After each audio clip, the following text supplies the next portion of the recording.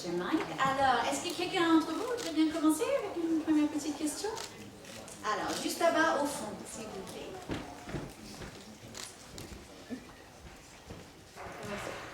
Bonjour, je vous admire beaucoup comme artiste. Enfin, j'ai revu avec plaisir hier Beetlejuice et j'admire aussi ce que vous faites pour votre institut.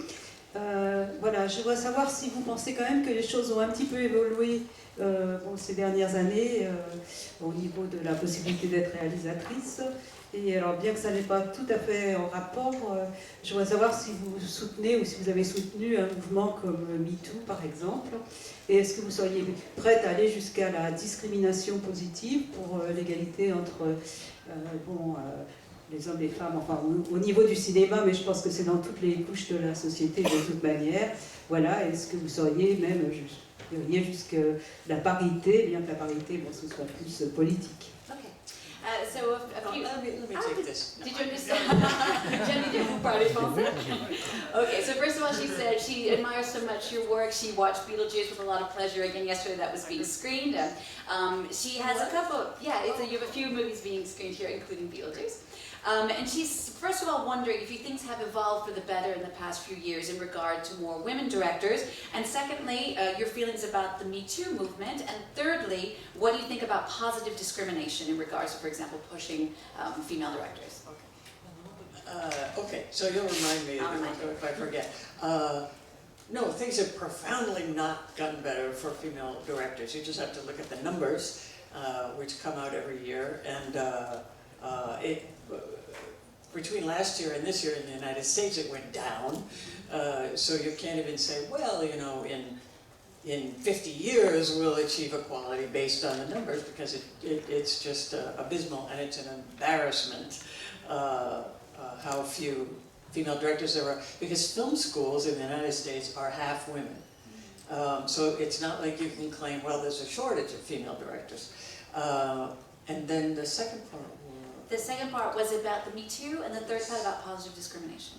Okay, I may have to ask you about the third part again. So Me Too, yes, and Time's Up really has had an impact in Hollywood. I really feel the difference, and I think all of my peers do as well, which, thank God, you know, and it's been a long time since the last women's movement, you know, since the 70s has been a long time. And we're really due for some change. And the biggest change that I can perceive is that it's now okay to talk about all of this, that it's really in the front of people's minds for the first time in a long time. And, you know, for example, Gillian Anderson finds out that she's making half of what David Duchovny is making, and she talks about it, and they give her the same salary. So that's unheard of, you know. I think for me and my peers in the past, that we learned to never complain. There's so few roles for women, and they can always find somebody to replace you, or somebody cheaper, or whatever. So so never complain, even if it's sexual assault or gender discrimination or whatever. So I think that really has changed a lot. And the third... And finally, would you be in favor of actually setting quotas for women directors, for example? Well, you know, in general, you know, you want to think that it's hard to legislate a creative industry, but I do feel differently about behind the camera. And female directors in particular. You know, we're going to be talking about 50-50 by 2020, but it's fascinating to us because we have some similar movements in the United States as well. And what I like about it here in France is the idea of having film festivals commit to meeting a quota. I'll tell you something interesting that I learned when I was in Australia. They have a short film festival every year that's very popular. And every year, only about 17% of the films chosen to compete are directed by women. And they kept trying and trying, nothing's working. They finally said, well, you know what, let's try taking the names off of the films and see if that makes any difference. 50-50. So it just shows there's not a lack of women directors or a lack of, you know, incredibly well-directed films. It's gender bias, it's unconscious bias that's holding them back. So I'm all for trying to get rid of that, you know, the barriers to women being chosen simply from gender bias. Voilà, donc You have to translate That's all okay, that. I'll Oh try, my I'll God, go I'm sorry. quickly. I'll answer shorter No, next it's time. okay. Donc Geena nous dit en fait non, pour répondre à votre première question, ça va pas mieux du tout. En fait, quand on regarde les chiffres, l'année dernière, il y avait encore moins de réalisatrices femmes aux États-Unis. Donc c'est vraiment quelque chose de très embarrassant. En fait, c'est la honte pour les États-Unis. D'autant plus quand on regarde les écoles de cinéma, on voit qu'ils ont quand même 50% femmes, 50% hommes. Donc il n'y a pas un manque de réalisatrices, c'est juste qu'on ne les embauche pas. Quant à votre question sur Me Too et Time's Up, Geena nous dit que ça a vraiment changé à Hollywood et on peut ressentir la différence. Elle donne un exemple de Gillian Anderson, par exemple, qu'à l'époque des X-Files, en fait, elle a gagné la moitié des David Duchovny, elle en a parlé à haute voix et du coup, elle a pu enfin avoir le même salaire. Ça, c'était inattendu quand Geena a commencé le métier, quand toutes les actrices avaient peur qu'on allait les remplacer avec quelqu'un de moins cher ou quelqu'un qui n'allait pas se plaindre des agressions sexuelles, par exemple. Et puis, quant aux questions sur les quotas pour les réalisatrices femmes, elle dit c'est compliqué de mettre une législation sur une industrie qui est créative, mais quand même, ce qu'il y a derrière la caméra, elle est tout pour le 50-50 avant l'an 2020, qu'on va parler tout à l'heure dans cette conférence de presse. Elle dit ce qu'elle aime bien en France, c'est qu'il y a des festivals qui commencent maintenant à s'engager sur les quotas, entre guillemets, de dire on va essayer de faire une parité. Elle parle de l'Australie, un exemple d'un festival de films de court-métrage, où en fait, ils ne trouvaient pas beaucoup de femmes réalisatrices, et en fin de compte, ils ont décidé pour le comité de sélection d'enlever les noms, donc ils regardaient juste les films, et pof, comme par hasard, ils ont choisi 50 femmes, avec 50% hommes-femmes. Donc elle veut dire, c'est pas qu'il nous manque les réalisatrices féminines, c'est juste qu'il y a une vraie discrimination contre elles parce qu'elles sont femmes. Une autre question, qui a le micro? Voilà, juste ici. Je voulais savoir, est-ce qu'elle n'a quand même pas l'impression qu'elle a fait bouger les lignes déjà en son temps en prenant des rôles qui étaient des rôles plutôt masculins? Alors, est-ce que c'était un effet du hasard? Est-ce que c'était simplement parce qu'il n'y avait pas d'acteur masculin disponible et qu'on lui a proposé le rôle? Et comment elle explique qu'il y a eu une espèce de trou avant que ça ne reprenne? Qu'est-ce que vous attendez par rôle masculin? C'est des rôles musclés, je pense à ce film de pirate dont je me souviens plus Okay. Déjà même Thelma et Louise. Okay, he's asking, do you feel that you personally as an actress, you help move the line forward by choosing what he described as maybe perhaps more masculine roles, I guess thinking of Thelma and Louise, or other movies maybe that you had, Long Kiss Goodnight, things like that. I mean, do you feel that you personally helped push things forward? Well, you know, it's interesting because in the documentary that I produced, that is sort of a topic of it is, you know, how much can a film or a role make a difference? And I really believed when Thelma and Louise came out, you know, however many years ago, all of the press was saying, oh, this is going to change everything, and now there's going to be so many more movies with female lead characters, and I believed it, and I was very excited about that, and that turned out not to happen, and every few years another movie comes out where people say, now, this changes everything, and it doesn't happen. So obviously there's something at work that's keeping momentum from happening for women. You know, we can have Wonder Woman, but is that going to change? You know, we haven't been able to measure any improvement in the ratio of male to female characters in film yet. So it's a very, you know, tiring fact to see this year after year not improve. Voilà, donc Geena nous dit, en fait, c'est un sujet qu'on aborde dans le documentaire, c'est est-ce qu'un rôle ou est-ce qu'un film qui est très focalisé sur les femmes peut changer quelque chose? Et elle donne son propre exemple, après Thelma et Louise, toute la presse disait, ouais, ça change les choses pour les femmes et tout, et Geena dit, même elle-même, elle y croyait, mais en fin de compte, ça n'a rien changé du tout. Et puis tous les 2-3 ans, 4 ans, il y a encore un film, on dit, ouais, ça va tout changer? Et puis il y a toujours quelque chose qui arrête ce mouvement vers l'avenir. Même avec Wonder Woman, on dit, ouais, c'est génial, génial, maintenant il y a Wonder Woman, mais il n'y a toujours pas une amélioration dans le nombre de rôles pour les hommes par rapport aux femmes. Ok, une autre question? Voilà, ici maintenant.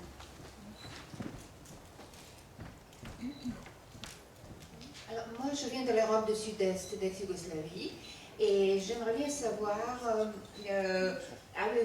comment vous avez fait pour, d'une actrice très célèbre, devenir une productrice bien prise, parce qu'on aurait pu vous dire, bon, bah, de quoi se mêle-t-elle? Et puis, qu'est-ce qui vous a inspiré pour ce film de devenir productrice, parce que c'est pas une mince affaire. Et puis, après, quels sont vos projets, s'il vous plaît? Okay. En tant qu'actrice ou avec son institut? Avec les deux. D'accord, okay. So just to talk a bit more about your personal transition from actress to producer, that path, and also your projects at the moment, your film projects at the moment, and also with the institute. Right, so I have produced a few things in the past as well, and a lot of times it's something that you're in also, and then you become a producer as well. But I love it. I've always been very interested in producing, and I'm interested in every aspect of filmmaking, so I like to be able to have an opinion about everything. I'm not drawn to directing, interestingly. I've never really aspired to become a director.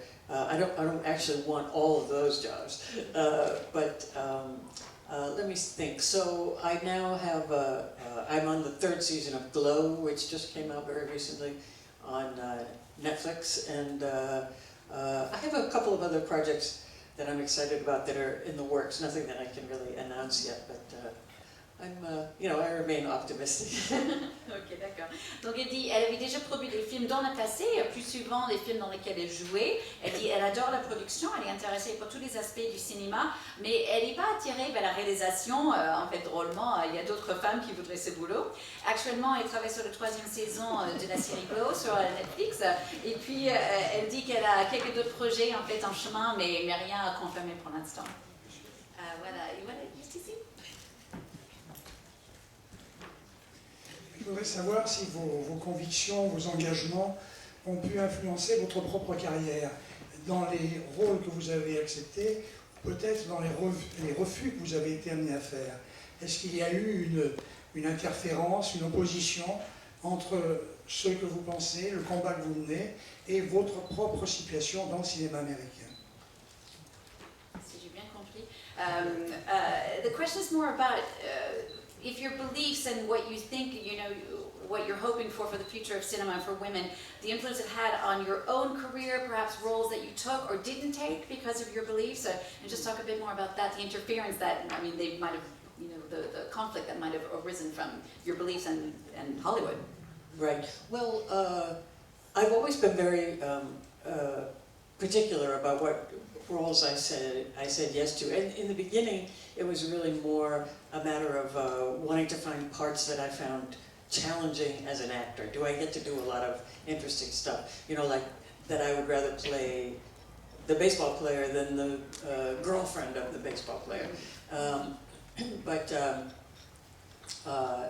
would say after Thelma and Louise came out, it really changed things for me because it was the first time I realized how few opportunities we give women a chance to come out of a movie feeling inspired, and we even kill ourselves, and still people were like, oh. So that really sharpened my attention and made me think I want to choose roles based on thinking about what are the women in the audience going to think about my character. And so I did turn down quite a number of parts, nothing that I regretted turning down, but parts that I thought weren't positive for women in some way. And I don't mean that I only wanted to play role models. I don't like that term anyway, and if you think about Thelma and Louise, kill a guy, evade the law, hold up a liquor store, have sex with strangers, and kill ourselves. But it's Brad Pitt, so but it's also Brad Pitt.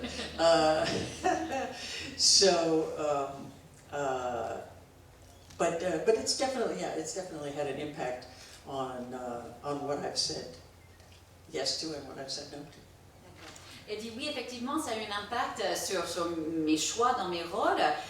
Dès le début, quand j'ai commencé ma carrière, j'ai essayé de trouver les rôles qui pourraient être un challenge pour moi en tant qu'actrice. C'est pour ça que j'ai choisi d'être une joueuse de baseball au lieu du copine du joueur de baseball, par exemple. Mais c'était après Thelma et Louise, je sentais vraiment que les choses ont changé. Pour la première fois, je me suis rendu compte comment il y avait très peu de rôles où les spectatrices au cinéma pouvaient sortir de la salle en se sentant bien inspirées. Elle parle de Thelma et Louise, où en fin de compte, ils se sont suicidés, et encore les femmes disaient « Ouais, Thelma et Louise !» Donc, elle a essayé de choisir les rôles où vraiment les femmes qui étaient dans la salle pouvaient dire « Oui ». Et donc, ça veut dire que parfois, elle a refusé certains rôles, pas parce qu'ils n'étaient pas les role models, elle dit qu'elle n'aime pas trop ce mot d'être un modèle pour les autres, parce qu'encore une fois, Thelma et Louise, ils ont couché avec n'importe qui, ils se sont tués, ils ont fait des cambriolages, mais plutôt juste des rôles qui pourraient inspirer les femmes qui étaient dans la salle. Voilà, juste ici.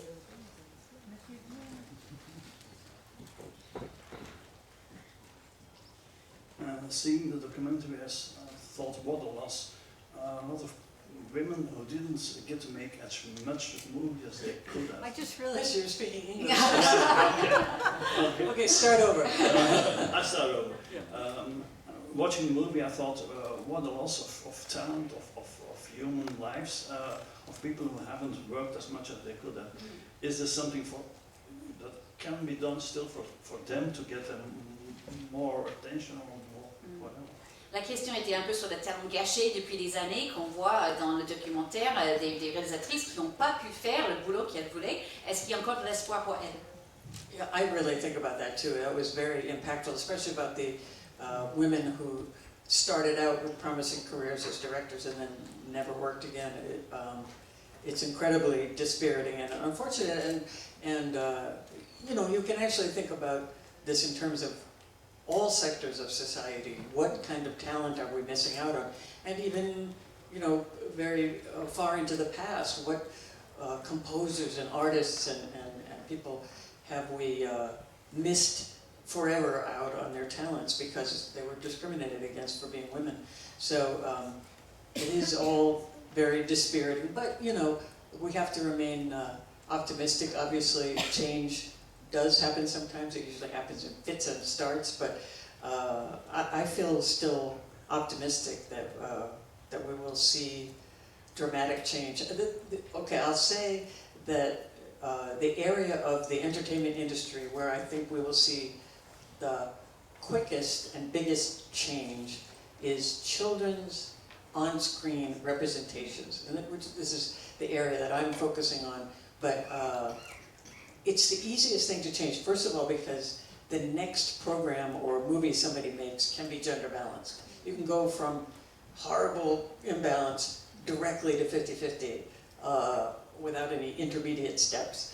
And also, the people who make entertainment for children do it because they love kids. And so once they learn how poorly they're doing by women and girls and leaving out so many female characters, they immediately want to do better. And so we actually are seeing the needle move there, where it's immovable in pretty much every other aspect of filmmaking. Voilà. Donc Geena dit oui, je pense souvent de ça. Il y avait beaucoup de réalisatrices qui ont commencé avec des bonnes carrières et en fin de compte elles ont fait un film, elles n'ont jamais travaillé encore. Et ça c'est vrai dans toute la société, je dirais. Et je pense souvent à ce qu'on a loupé dans le passé, les compositeurs, etc., qui n'ont jamais pu exploiter leur talent parce qu'ils étaient discriminés. Donc effectivement, ça me déçoit, mais je trouve qu'il faut rester optimiste, il faut espérer qu'il y a du changement. Et là où je suis le plus optimiste, et je sais qu'on peut voir les changements, et on le voit déjà, c'est avec tout ce qui est média pour les enfants. Parce que ça, c'est assez facile à changer et on le voit déjà. Parce que dès qu'on dit à ceux qui font les dessins animés ou les films pour les enfants, dès qu'on leur explique, on leur montre les chiffres qui montrent qu'il y a beaucoup moins de représentation des personnages féminins que masculins, tout de suite, ces gens, ils veulent changer. Parce qu'à la base, ce qu'ils veulent faire, c'est ils aiment les enfants. C'est pour ça qu'ils travaillent dans le média pour les enfants. Et à partir du moment où ils voient qu'il y a un problème, tout de suite, ils le changent. Donc ça, c'est plutôt un intéressant de voir comment on peut bouger vite, au moins pour les enfants. Dans le reste de l'industrie, pour l'instant, ça ne bouge pas beaucoup, malheureusement. Et maintenant, on va appeler Sandrine Brouwer. We're going to call Sandrine on now. Sandrine, est-ce que vous êtes là? Voilà, donc je vous présente Sandrine Brouwer. Donc, Sandrine est une productrice indépendante. Elle fait partie du collectif 50-50. So Sandrine is with the 50-50 collective. She speaks great English. I'm going to have her speak in French just to explain to people what she does first, if that's okay. Donc Sandrine, expliquez un peu plus ce qu'on fait en France. Où est-ce qu'on est en France, cette situation? Avec le micro, s'il vous plaît. Bonjour. Alors, peut-être qu'en France, vous avez déjà entendu de pas mal d'initiatives qui existent, mais c'est vrai qu'on a bénéficié, d'abord tout ce dont on va parler, il s'agit beaucoup de sororité. Il y a beaucoup de fraternité, de sororité qui ont permis l'action, notamment peut-être aussi le travail de Geena Davis. Quand il y a eu l'affaire Weinstein, dont tout le monde a entendu parler, nous, dans le cinéma, on s'est posé la question en France de savoir ce qu'on pouvait faire. Nous, dans notre métier, dans notre environnement immédiat, sachant que notre métier est un peu particulier puisqu'on fabrique des images, on raconte des histoires. Donc la question c'était comment on raconte ces histoires, quelles histoires on raconte, c'est-à-dire qu'est-ce qu'on met devant la caméra et qu'est-ce qu'on met derrière la caméra. Et du coup on s'est mis à réfléchir sur un certain nombre de propositions, et pour pouvoir faire des propositions, il nous fallait un constat, il nous fallait des constats très clairs. Donc la première bataille qu'on a menée, ça va vous paraître tout à fait terne, c'était la bataille des chiffres. Les chiffres sont la première étape pour savoir de quoi on parle. Et par exemple, c'est vrai que j'ai entendu Geena Davis dire que dans les écoles de cinéma aux États-Unis, il y a autant de garçons que de filles qui sont dans les écoles. Scoop, en France, c'est pareil, hein, il y a même plus de filles, je pense, que les garçons. En revanche, en réalisation, c'est vrai dans tous les métiers, mais on va parler des réalisateurs parce que c'est le rôle le plus visible. Les réalisateurs, en France, il y a 24% des films produits chaque année qui sont réalisés par des femmes. Donc, la même quantité de films. Bien, hein? Elle est où? Yeah, 24, I know. See, that's the problem. Then I think that's fabulous. Yeah, voilà. Exactement. Mais c'est un vrai problème génétique. Elle trouve que c'est fabuleux 24%, alors que pour Sandrine, c'est que 24%. Non. On est très heureux d'être à 24% parce qu'en Italie, I think it's 14% or 10%, and Spain is 14%, for instance. So we know we're not in such a bad place as they are. But still, where are the other 26%? Where did we fail? Et c'est là que ça rejoint aussi le travail de Geena Davis, c'est qu'on s'est dit que dans notre façon de faire nos métiers, il fallait non pas se décider sur des quotas, puisqu'on est sur un élan créatif, on est à la fois dans la libre entreprise, entre l'art et la libre entreprise. On n'a pas du tout pensé que les quotas étaient une solution. En revanche, on a cherché à comprendre pourquoi moins de filles osaient prendre la parole, moins de filles osaient peut-être imposer ou proposer leurs histoires, et pourquoi les investissements peut-être aussi les suivaient moins. Et donc, les chiffres, les études nous ont permis d'identifier un certain nombre d'endroits de freins. Et maintenant, ce qu'on fait petit à petit, mais comme, je ne sais pas si vous connaissez la légende du petit colibri de Pierre Rabhi, voilà, donc comme le colibri de Pierre Rabhi, on essaye d'apporter une petite goutte d'eau partout où on a l'impression qu'il y a un petit blocage. Donc on a commencé par une prise de conscience, avec peut-être la photo que vous avez vue à Cannes, qui était un moment de grande sororité, avec des filles, des mouvements qui viennent de tous les pays du monde qui étaient présents à Cannes. On a monté les marches avec 82 femmes qui étaient un symbole, et c'était un pur symbole pour se mettre ensemble à réfléchir à ce moment-là. 82 femmes, c'est le nombre de femmes qui ont été invitées en compétition officielle depuis le début du Festival de Cannes, en face de 1000 hommes. Voilà. Donc 1000 hommes, 82 femmes, c'est vrai que c'était un chiffre intéressant. Et à partir de ce moment-là, on a regroupé beaucoup de monde dans le métier et on a créé énormément de réflexions, de prise de conscience. Et à partir de ce moment-là, on a demandé aussi aux festivals, qui sont des endroits importants de visibilité des films, de réfléchir à leur façon de travailler. Le Festival de Cannes, vous savez qu'il y a 4 sélections au Festival de Cannes, on leur a proposé de réfléchir aux conditions dans lesquelles ils fabriquent de la visibilité et ils fabriquent un peu l'image avec laquelle on se dit « Ah, c'est ça, les représentations du monde qui sont importantes ». Super. Vous avez des questions pour Sandrine? Or Geena, do you perhaps have a question for Sandrine about the situation in France? Well, first of all, I was really shocked when you said how many. For some reason, I assumed it would be the same abysmal numbers as us. So you're not quite as abysmal. Voilà. Donc elle dit déjà c'est très bien en France, on est beaucoup mieux qu'aux États-Unis. Hein. So And did she say in film schools it's 50% women also? Okay. Donc So, aussi dans les écoles de cinéma ici en France aussi à 50%. see, that's the problem. That people think, well, women don't want to be directors. Yeah, they do. They really, really do. Absolutely, they do, and the data that you're also very focused on, they taught us a lot. Because what we do see is that we have 24% of the films that are being directed by women. But when you do a sharper study, you can tell that the cheapest films are directed by women. Voilà. And C'est ça, les they films do- avec les plus petits budgets sont réalisés par les femmes en fait. C'est pas and les they gros do films. lesser film in the same amount of time. Mhm. So let's say that you're a woman director, you would be doing approximately 3 films in 10 years, and the films you're going to be doing are 2 million in France. 2 million, the average budget is 2 million less than the men film, meaning you're also being paid less. So you can also, facts are facts. So you can also, it's an easy story to understand that slowly, after the second film, there are less women than men. After the third film, even less. And that after the fourth, of course, they tend to disappear. Voilà, donc Sandrine disait, excuse-moi, je me permets, c'est que donc si les femmes ou des actrices en France, en fait, ils font 3 films tous les 10 ans à peu près, et en règle générale, ils gagnent, en fait, c'est le budget du film qui est 2 millions de moins que les films qui sont réalisés par les hommes. Donc du coup, ça veut dire qu'elles gagnent moins d'argent. Donc au fur et à mesure, on voit de moins en moins femmes réalisatrices après le 2e, 3e, 4e film, et encore moins. Maybe just a word to wrap up on what we perhaps, or what the audience could be doing to try and help change things. Est-ce qu'il y a quelque chose que nous, en tant que public et spectateurs, pourraient faire pour essayer d'aider pour que les choses changent? Ou en tant que journaliste, peut-être, or as journalists, if not viewers? What do you think? Are there things that the Viewing public public can do about female directors?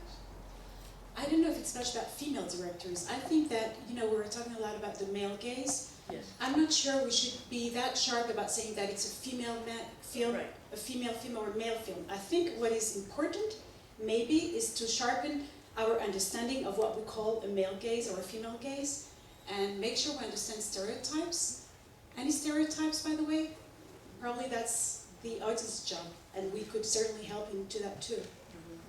Right, because Ridley Scott directed Thelma and Louise, and so, but I think the movie was made with a female gaze, so I think you make an excellent point. Voilà. Ok, très bien. Vous voulez vous traduire, Sandrine, sur le gaze, en fait, le regard masculin? Oui, en fait, j'imagine que vous avez beaucoup entendu parler aussi de ce qu'on appelle le female gaze ou le male gaze, qui est la façon dont le regard est déjà complètement stéréotypé, et ce qu'on attend d'un rôle féminin, ce qu'on attend d'un rôle masculin. Et cette attente vient fabriquer quelque part vient orienter les choix. Et c'est ça qui a dicté les mesures qu'on a proposées pour les festivals. Et en réalité, c'est surtout une attention aux stéréotypes qu'il faut avoir. C'est-à-dire que si on est conscient que dans la société, on tend à favoriser un certain regard, une certaine attente sur ce que doivent représenter les femmes, de quoi doivent avoir l'air les femmes, de quoi doivent avoir l'air les hommes, si on est conscient de ces stéréotypes, alors peut-être qu'on peut aussi un tout petit peu les dépasser et être un peu plus fair. Voilà, et Geena souligne, en fait, bien sûr, n'oubliez pas, c'était Ridley Scott, un homme qui avait réalisé Thelma et Louise. Je suis désolée, c'est tout le temps qu'on a pour cette conférence de presse. Thank you so much to